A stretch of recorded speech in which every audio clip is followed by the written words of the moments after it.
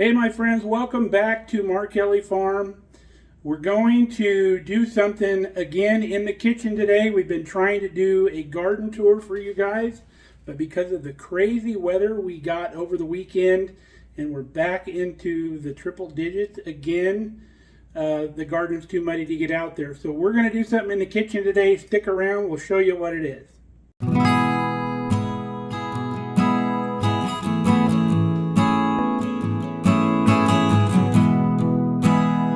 So the garden's coming on slowly, but it's starting to produce. We've been getting lots of lettuce greens and kale and such, loads and loads of that. We're starting to get zucchini and yellow squash. We've already ate a couple rounds of that. We're going to be making our zucchini relish here pretty soon because we're getting low on that. The tomatoes are being real sluggish this year, and it sounds like a lot of people are having that issue in this area. I don't know if it's the humidity we've been getting or what, but they're slowly starting to take off. We're hoping we get some fresh tomatoes, but we do have enough tomatoes in the root cellar if we don't. But what we're going to do today is our cucumbers have put off a few nice sized cucumbers, and I want to process those because I don't really enjoy them raw. Even though Kelly might, I usually pickle them. So we're going to show you small batch pickles today because we only had 3 cucumbers. But we're going to show you what to do with those. It doesn't need to be a big drawn out process. And we're going to do pickles 2 ways. So super simple, something anybody can do. So let's get started. So if you're picking cucumbers out of the garden, what you need to do if you're going to save them up to make a batch of something and not eat them fresh is you want to trim just barely off the blossom end of the cucumber, maybe about a 1/4 inch off of that blossom end. And then you want to get them soaking in salt water. Just a standard salty brine, as long as, whatever the water, the salt will dissolve in the water is fine.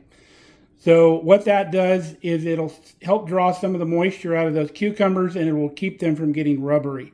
Now, we picked these 2 days ago, and what I did is I just cut them into spears.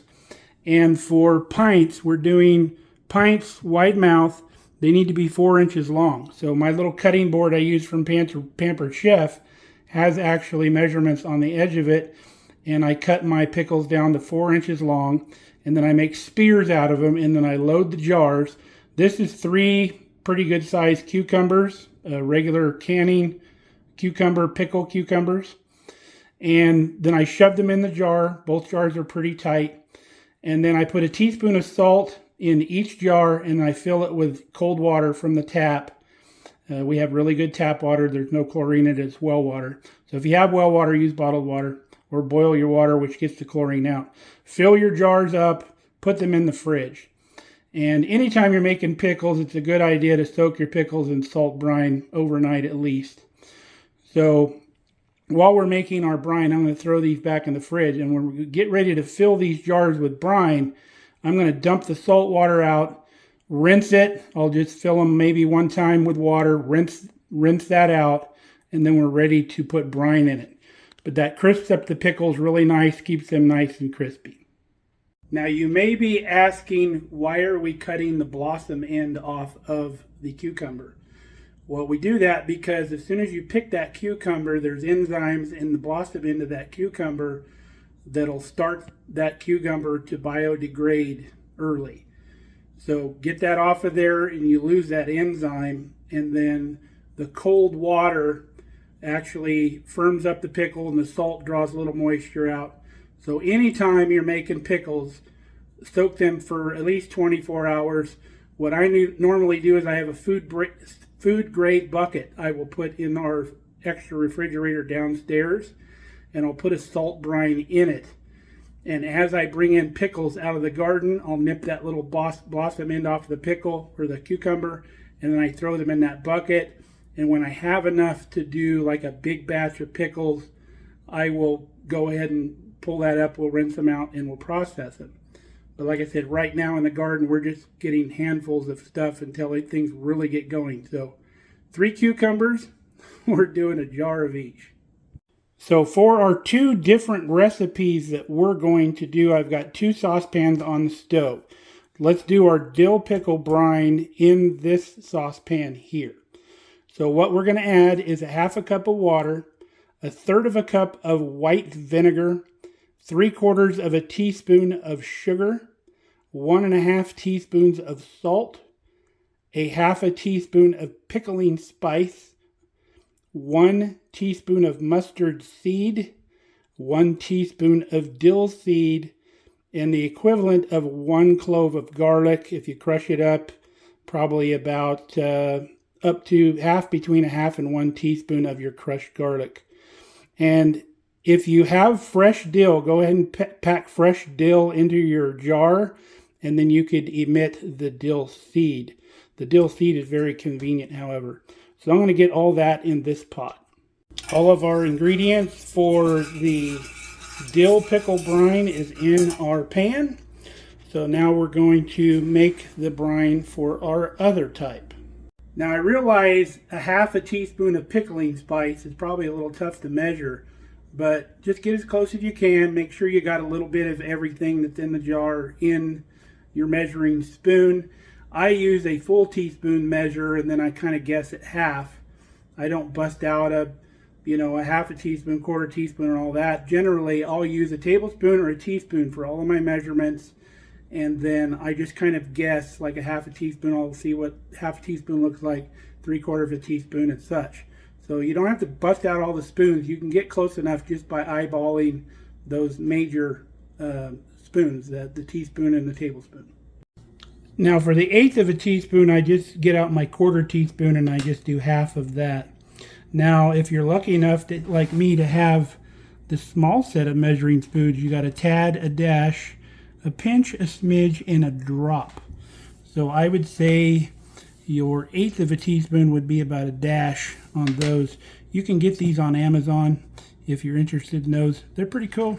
So for our cider pickles, or our refrigerator pickles is what we normally call them, we need a 1/2 cup of apple cider vinegar, 1/2 cup of sugar, a 1/2 teaspoon of salt, an 1/8 teaspoon of celery seed, an 1/8 teaspoon of mustard seed, 1/8 teaspoon of turmeric, and a 1/2 teaspoon of minced garlic, or right around a 1/2 clove of garlic or so. And then to your jar, you're also going to add a couple wedges of onion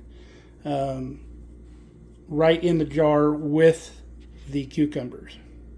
All right, we got our cider pickle brine put together. We've got our dill pickle brine put together. Now, this is as far as I dare break these recipes down. I would not go any further than this. Obviously, for a quart jar, you would probably double this, but we're doing a pint jar, wide mouth pint. Now, this recipe on this side, the dill pickle, we're probably not going to use all of this brine in the jar. This one's going to be very close.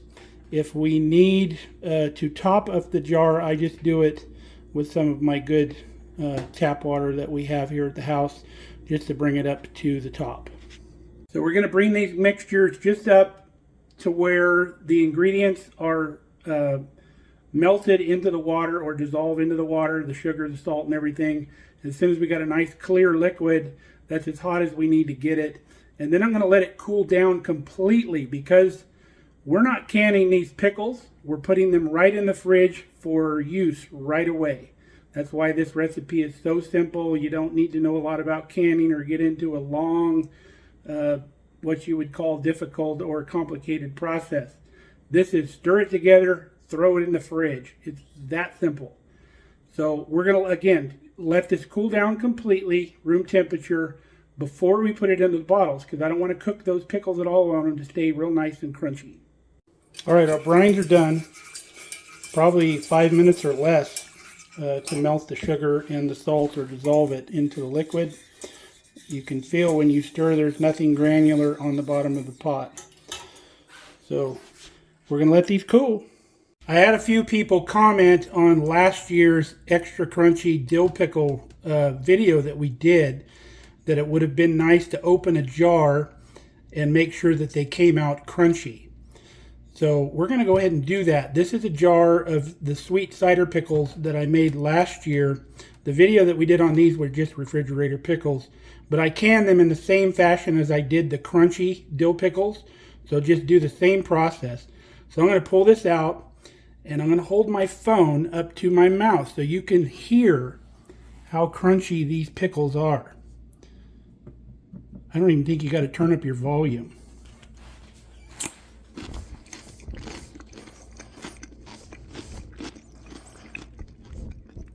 Can you hear that? I swear my mouth is closed.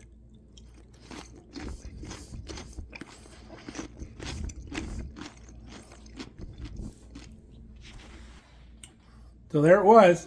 Sounds pretty crunchy to me. And fantastic pickle. I could sit and eat a whole jar of those. Now hopefully you weren't grossed out by that, and I apologize if you were. It sounded like an old cow chewing its cud or something, but that was the only way to demonstrate that that pickle is still crunchy. Both of our brines have now cooled. So time for the magic to happen. So this jar on the right is our dill pickle jar.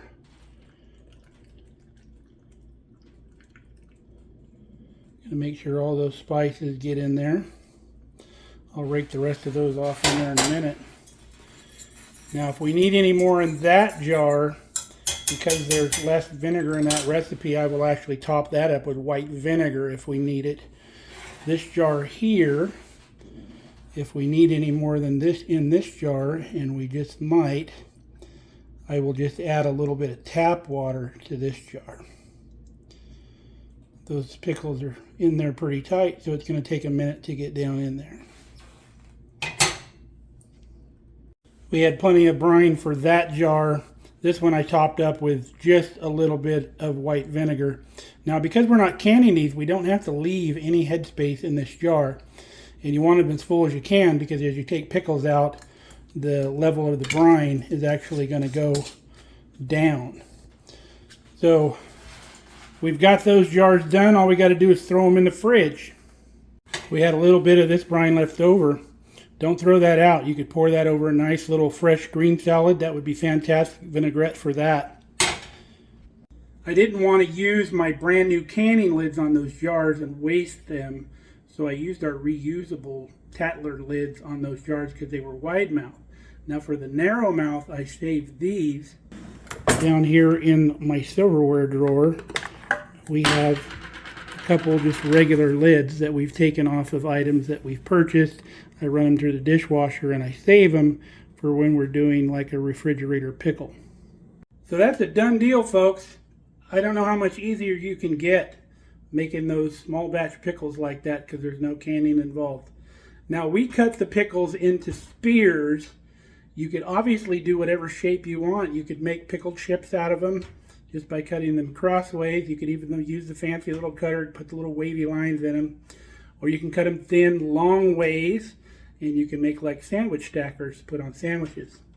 Now these pickles need to sit in the fridge for 3 to 7 days, depending on how big your pieces of cucumber are.